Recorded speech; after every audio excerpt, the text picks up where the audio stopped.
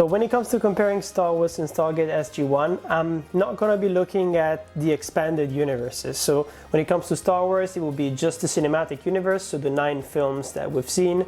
There will be no Clone Wars, there will be no books, novels, there will be no graphic novels or any of that kind of stuff. No, no, no, no, no, no!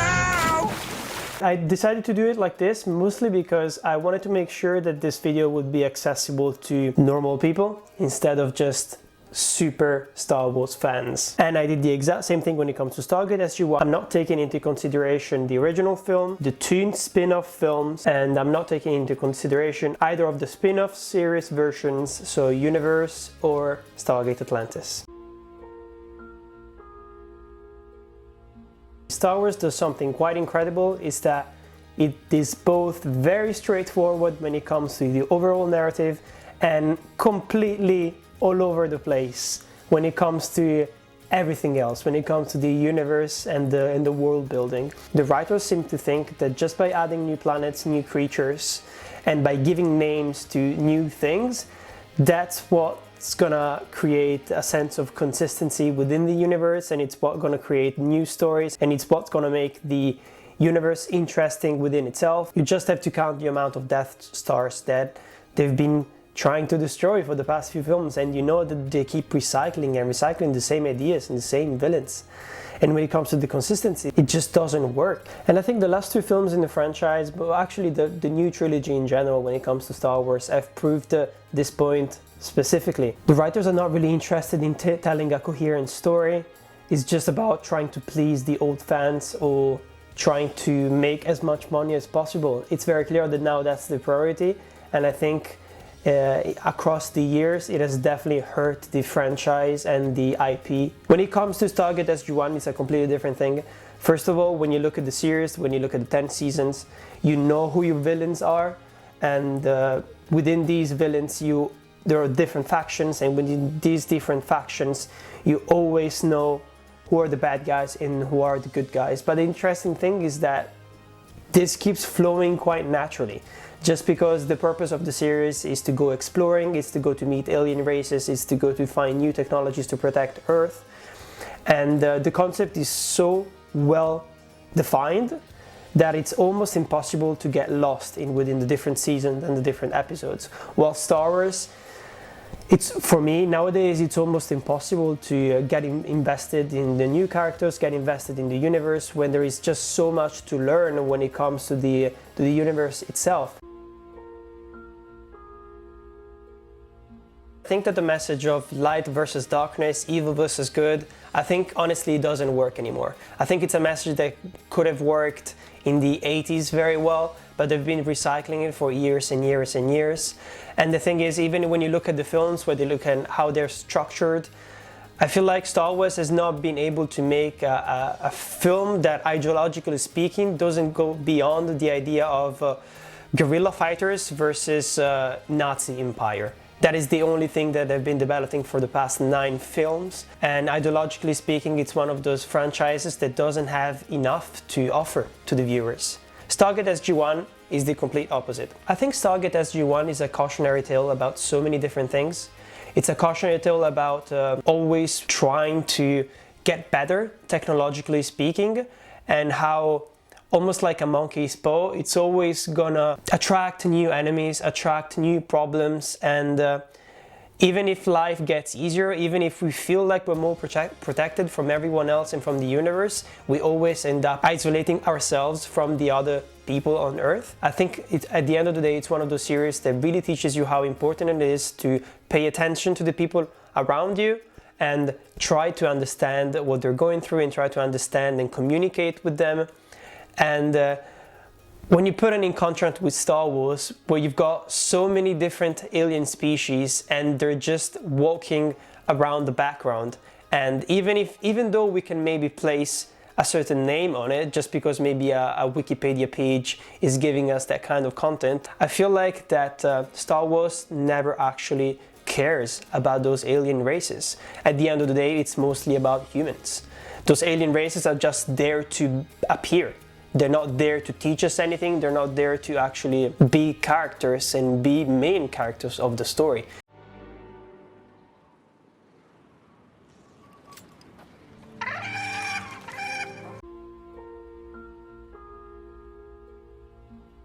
I think the main problem that I have with Star Wars is that I never found it relatable. I never found that the relationships that were portrayed within the universe were actually there to show us how friendship and love can nurture into this kind of sci-fi universe. I feel like they were there just to fill time, because all of the relationships are so over the top, they're so dramatic, they're always pushing the characters apart from each other.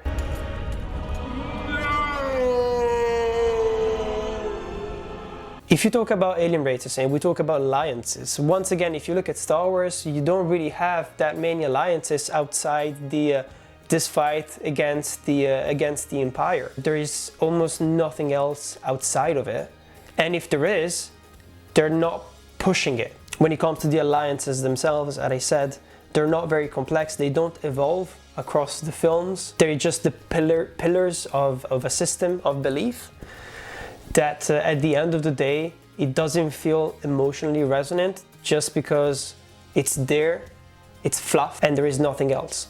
Hey, you should know that you stink kind of like fish. Wait, what?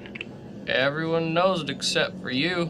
Do I stink to you guys? No, can't really smell anything in this helmet. And he hurt my spleen. How does that even happen? Book-a-flock. Okay, you know what? You're just creeping me out. Get out of here. And I think it's a bit of a shame, because when you look at Stargate SG-1, the core team, when it comes to O'Neill, when it comes to Carter, when it comes to Daniel Jackson and Teal'c, and other secondary characters as well. This was one of the first series that showed me how a group of friends could actually accomplish so many different things, but at the same time develop this symbiotic relationship, and these people who are so different from each other could actually learn from each other and become better people. There are a couple of romantic relationships within the series, but they're never all over the top. You have this feeling that they're so dedicated to their mission, they're so dedicated to making Earth a safe place. They never actually manage to create fulfilling love relationships. And when they do,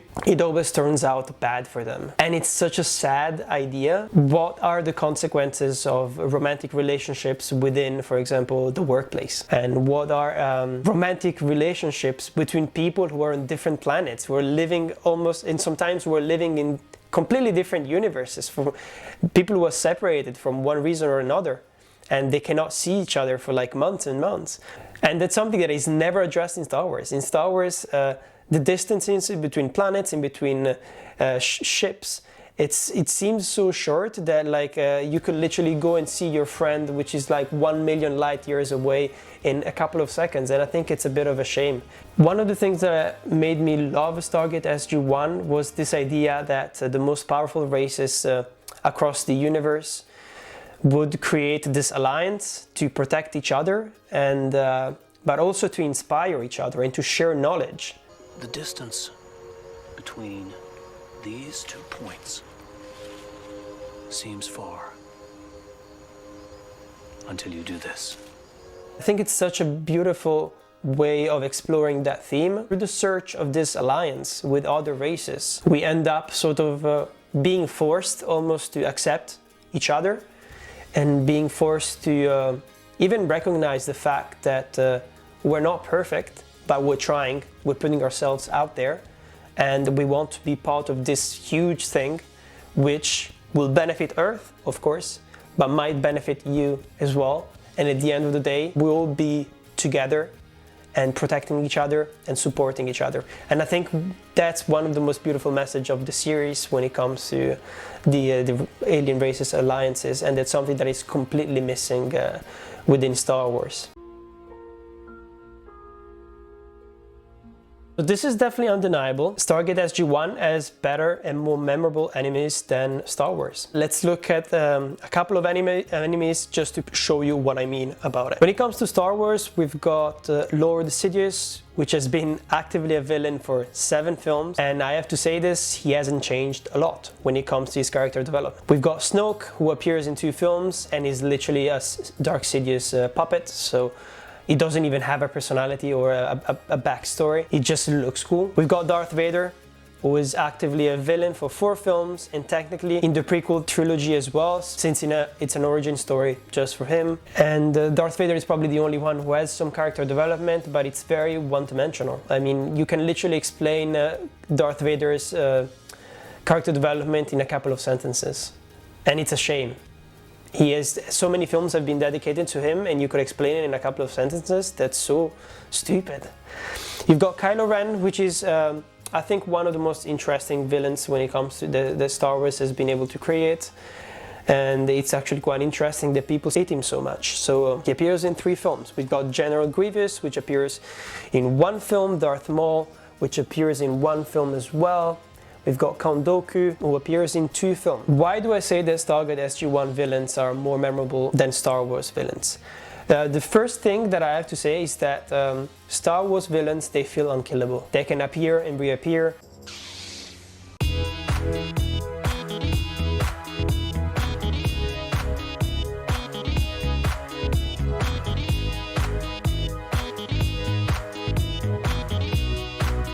And when they do that, they do it in such a clumsy way that even the fans, they hate it. I mean, when Palpatine came back in the 3rd film, people hated it because it's so stupid when you think about it. They keep saying that they want to create new universes and new trilogies and new stories, but they always end up recycling the same villains just because they're too afraid of creating new ones, and just because they know that people love the old ones and they're adjusted to them. And they don't even need to do any character development or work, they just have to make them appear on screen and people will be happy because they know who they are. And that's the biggest difference in between with Stargate SG-1, because in Stargate SG-1, of course, you've got villains that span across the entire series, but they always change and they always come back in a different way. Some of it might be a bit campy, but even though it's campy, it's still interesting because it shows that the writers know that the people are not stupid. He told me you killed him. No. I am Let's have a look, for example, at the most memorable Stargate SG-1 villains. And I think the most important thing here is that when it comes to Stargate SG-1, it's actually a complex system of villains. You've got the Goa'uld, and within this faction you can fight against the System Lord or independent leaders. We have the Replicators, so either the machines themselves or the evolved versions like Fifth. You've got the Ori, and within this faction you've got the Orosai, and you've got the Priors, and as well the Ascended Beings, if ever they decide to come and join the fight. You've got another faction which is called the Lucian Alliance, and on Earth you have the NID, which is providing the conspiracy aspect of the show and shows how even human beings can easily turn into the villain when they try hard enough. And it's incredible because within these factions you have even more interesting villains. And here I'm going to mention a couple of those, especially the ones who go through some kind of character development. You've got Apophis, who is one of my favorite villains ever. Anubis, Baal, Nirti, Adria, Fifth, Robert Kinsey, Kronos, Aether, Sokar, and you. And of course, I know what you're saying, maybe it's a bit unfair, because in 10 seasons they have so many more episodes to actually develop different villains. But just by the names that I gave you before and the amount of times that these villains have appeared, you clearly get the idea here that the writers in the Star Wars universe, in the Star Wars cinematic universe, they have a completely different way of writing villains, and honestly, it's boring.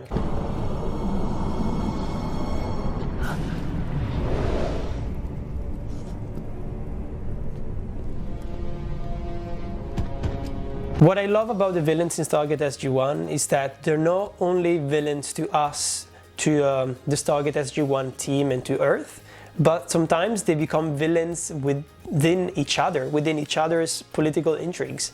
So For example, there are some villains who could appear in the first and the second seasons, and then later on you could have these villains actually kill each other because of something that Stargate SG-1 has done. And I think it's something that it's so interesting because that's a good example of how to create a universe, how to do world building that actually works and that has consequences. You don't have to just name things. You actually have to relate them to the main characters. Honestly, I feel like when it comes to villains, Stargate SG-1 is literally, and I'm not exaggerating, the Game of Thrones of science fiction. Here to my final point, which is about lore. I know you'll probably think that I'm a complete idiot just for attempting to say that the lore in Stargate SG-1 is actually better than Star Wars, but I honestly 100% believe it. As I said before and as I've proved before, very often when what is meant by lore in Star Wars, it almost never relates emotionally to our core characters, which means that we don't feel it. It feels like it's just a background noise within a huge universe. But when you compare it to Stargate SG-1, I mean, Stargate SG-1 takes inspiration from Arthurian mythology, Egyptian mythology, Roman mythology, Greek mythology, Nordic mythology, and reinvents all of those and sort of transform them into a complex political system. They use all these mythologies to create a domination system on what they consider as inferior races. So basically they're using all this knowledge that we have, all the history that we might, and all the myths that we share as human beings to control us. And I think it's completely fascinating. And then if you want to go back to enemies, for example, when it comes to if you want to expand a bit more on the lore, within the Goa'uld factions we've got the Tok'ra, for example, who are people who try to live with their host in a symbiotic kind of relationship, and they've been fighting guerrilla style, like in Star Wars, against the Goa'uld for centuries and centuries. But the interesting thing is that this war has been going on forever, and the humans from Earth, they enter it from a different aspect, and they start working against one faction and with one faction at the same time. And it's actually fascinating how it changes the war and it changes the dynamic between these two factions. Of course, each race has developed their own technologies.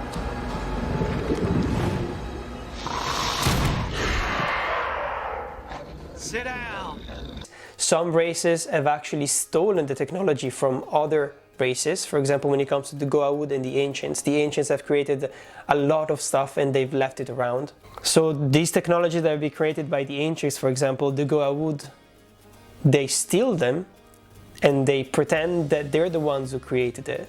They tell everyone, they tell all their subjects and all their slaves that they're the gods who created the Stargate system. They're the gods who created these amazing technologies. They're the gods who are the only ones who can fly these spaceships. And of course, they believe them. And this is what creates this system of power and of domination. I could go on and on, honestly, when it comes to the lore on Stargate SG-1. I could, for example, tell you that the Ori are different factions of the Ancients, so they are ascended beings who actually want to take advantage of people, and they absorb the power from their religious dedication. I could also tell you that the Replicators were actually created by the Asgard. And why were they created by the Asgard? Two reasons. First of all, because they could. Technologically, they could create machines they could self-replicate. And second of all, because they were trying to advance so much within their own species that they wouldn't need any sort of organic carbon-based body anymore to exist. They just wanted to take their conscience and put it into a machine so that they could live forever. And because of this ambition that this race had, they were almost completely taken out of existence. And it's such an interesting concept that they have created their own enemy, and they've made it so well, they've constructed it so well, that now it's just destroying their entire universe. Those are all my reasons why Stargate SG-1 is actually better than Star Wars. And I hope it actually motivated you to give it a watch. I know there are a lot of seasons. I think I'm gonna be making more content about Stargate SG-1 because it's one of my favorite sci-fi series ever.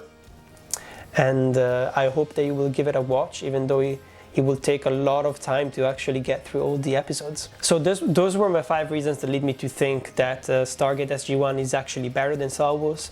But let's finish by a little disclaimer. I wanted to say that I don't think it's actually really fair to compare them.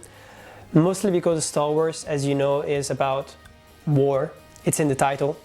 And I think it's an advantage, and at the same time it's one of its biggest flaws, because Star Wars has been about the war for so long that I don't think they will be able to take the time to actually explore anything else outside of war just because of the title of the film. That's what we're expecting. That's what we've been built to expect from a Star Wars films. And I think it's a bit of a shame. It would be more interesting, and I think it would be more appropriate to actually compare Stargate SG-1 to Star Trek, because they're both space exploration films which tend to lead to different wars and battles and different alliances, etc., with alien races. But I wanted to compare it to Star Wars because of one important reason, is that I think Star Wars is not worth the hype anymore. Honestly, because of all the films that we've had, and I feel like, yes, there is stuff to explore, but not within the cinematic universe. I think Mandalorian has proved that the cinematic universe is way too limited when it comes to the themes, is way too limited when it comes to the villains that it has to offer. And I think we have to go smaller and smaller to actually understand the universe and take advantage of the lore that has been created in the last 30 years or so, or 40 years? In the last 40 years or so. But I wanted to make this video because I don't think a lot of people have seen Stargate SG-1. And I think it's a shame. I think Stargate SG-1, it's a great sci-fi show. It definitely deserves your attention, especially because I know a lot of people don't know it. And of course, Stargate SG-1 owes a lot of things to Star Wars. Like, I remember rewatching it a couple of years ago, and Stargate SG-1 almost shot for shot takes a couple of things from Star Wars, but it actually does them better in a lot of ways. I hope you liked this video, as I say every single week. See you next Wednesday. Tell me why I'm wrong in the comments if you want. Don't forget to like and subscribe because it really helps me out. I'm Patrick, and this is Torn Apart. Every day I worry all day about what's waiting in the bushes of love. Something's waiting in the bushes for us. Something's waiting in the bushes of love. Hold me when I open like a flower.